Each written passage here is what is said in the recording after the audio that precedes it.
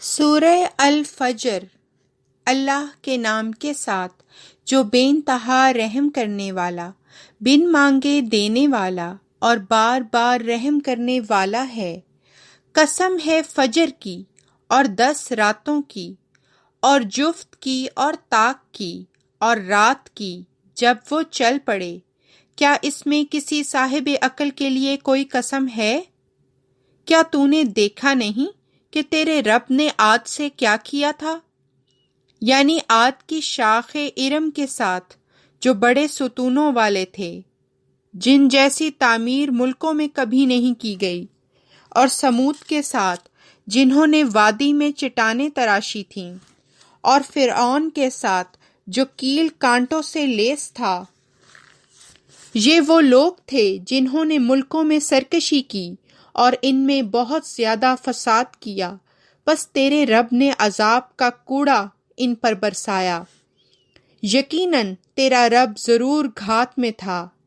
بس انسان کا حال یہ ہے کہ جب اس کا رب اس کی آزمائش کرتا ہے، پھر اسے عزت دیتا اور اسے نعمت عطا کرتا ہے، تو وہ کہتا ہے میرے رب نے میرا اکرام کیا ہے، اور اس کے برعکس جب وہ اس کی آزمائش کرتا اور اس کا رزق اس پر تنگ کر دیتا ہے، تو وہ کہتا ہے میرے رب نے میری بے عزتی کی ہے۔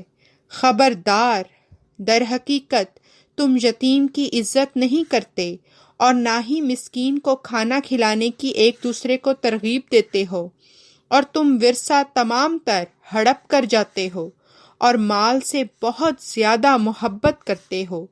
خبردار، جب زمین کوٹ کوٹ کر ریزہ ریزہ کر دی جائے گی اور تیرا رب آئے گا اور صف بصف فرشتے بھی، اور اس دن جہنم کو لایا جائے گا۔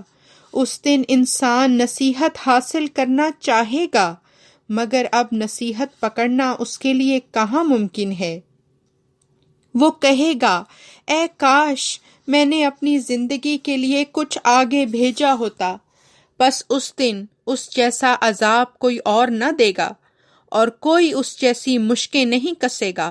اے نفس مطمئنہ، اپنے رب کی طرف لوٹ جا، راضی رہتے ہوئے اور رضا پاتے ہوئے۔